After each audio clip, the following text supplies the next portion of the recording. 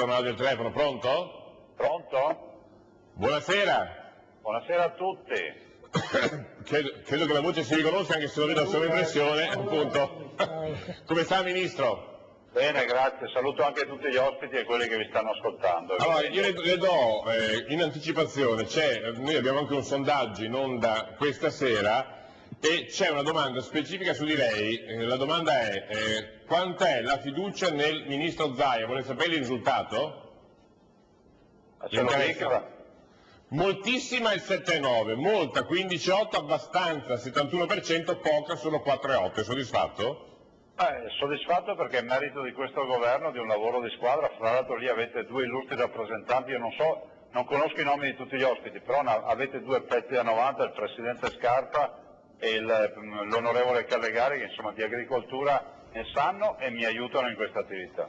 Senta, da Ministro, lei ha programmato questo G8 di agricoltura a Cisone di Valmarino, quote latte a parte, cosa c'è sul piatto? Ma io la ringrazio per questa domanda. Innanzitutto il Ministro e il Governo non si sta occupando solo di quote latte. Abbiamo chiuso un negoziato di 4 miliardi di euro per l'agricoltura e non se ne parla. Per la prima volta nella storia questo Governo chiude un negoziato poi con l'Europa recuperando tutte quelle risorse che puntualmente annualmente tornavano a Bruxelles e non si vedevano più.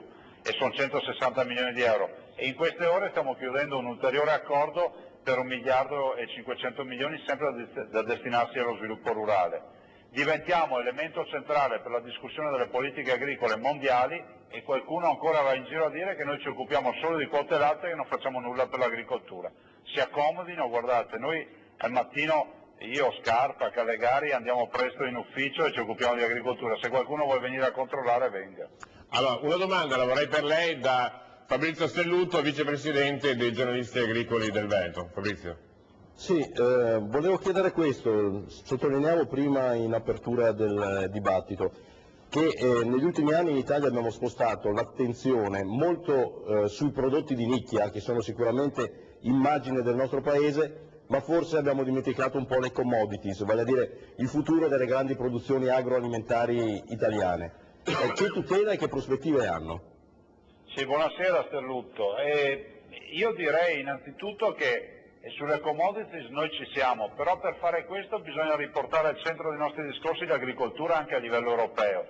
E quando si parla di mais, che l'anno scorso valeva 20 euro in Italia, ricordiamoli agli ascoltatori, oggi vale 8 euro il quintale, lei capisce che si fa fatica a parlare di commodities e di programmazione. È calato del 40% il prezzo del grano. E questo è quello che destabilizza di più i nostri agricoltori.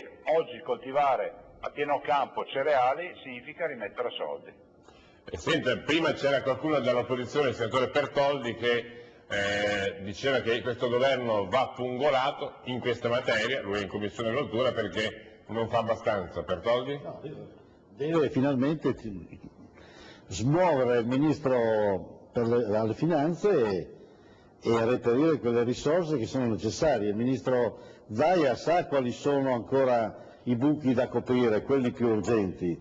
Il Fondo di solidarietà è una sofferenza che oggi viene manifestata da tutte le categorie agricole. Siamo in una stagione che già manifesta i suoi sintomi, le brinate o le gelate o le grandinate sono imminenti. Siamo scoperti, quindi non c'è una copertura a tutt'oggi di €1 che vada incontro a queste necessità. Questo è un esempio. Ma questo è uno dei tanti esempi, potremmo parlare anche dei contributi agricoli, ma dovremmo dire anche qual è l'origine. Questo governo si è insediato e dopo 2 settimane di insediamento ha dovuto mettere mani ai conti pubblici, fare una manovra di 36 miliardi di euro con il decreto 112, significa 72 mila miliardi di vecchie lire, e ascoltando il mandato dei cittadini ha deciso di tagliare dalla spesa dei ministeri, da tutti i ministeri.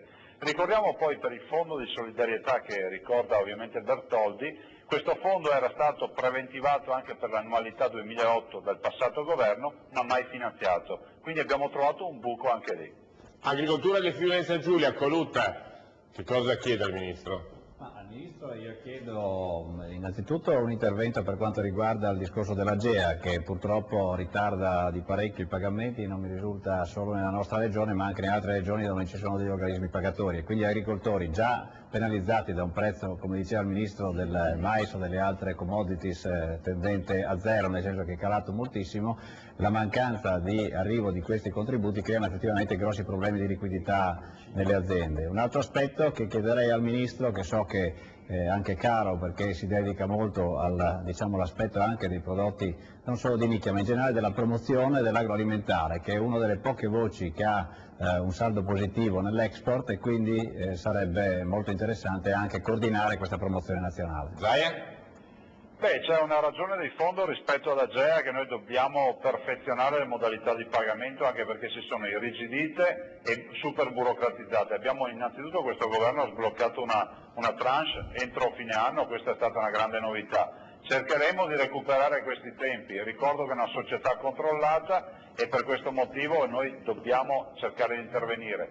Dall'altro, rispetto alla promozione, ha ragione quando parla del grande appeal che hanno i nostri prodotti, perché l'agroalimentare pesa circa 24 miliardi di euro e anche quest'anno siamo cresciuti del 13% nelle esportazioni in Europa e dell'11% nei paesi extra UE. Vuol dire che ancora è un grande biglietto da visita e un grande motore economico. Abbiamo con noi il segretario nazionale di Adiconsum, Valtteri Goboni. I consumatori alle politiche agricole italiane cosa hanno da chiedere soprattutto?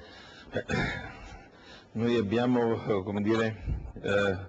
un'idea che le politiche agricole in Europa non abbiano dato i risultati nel tempo che erano attesi dagli agricoltori intanto. C'è stato sicuramente un miglioramento, io vedo positivamente anche l'accordo sulle quote latte, concordo sulle commodity che... Dal Ministro cosa si aspetterebbe per il consumatore? Questo è per quanto riguarda l'aspetto del Ministro.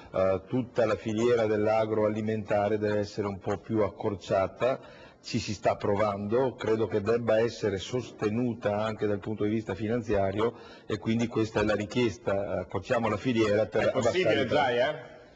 Prego? È possibile accorciare la filiera? Ma è possibile, l'intento che questo governo ha, che è quello di ridurre i passaggi di mano, rispettando ovviamente tutti gli operatori e pensando che l'acquisto all'origine sia sempre un acquisto vantaggioso per il produttore e per il consumatore.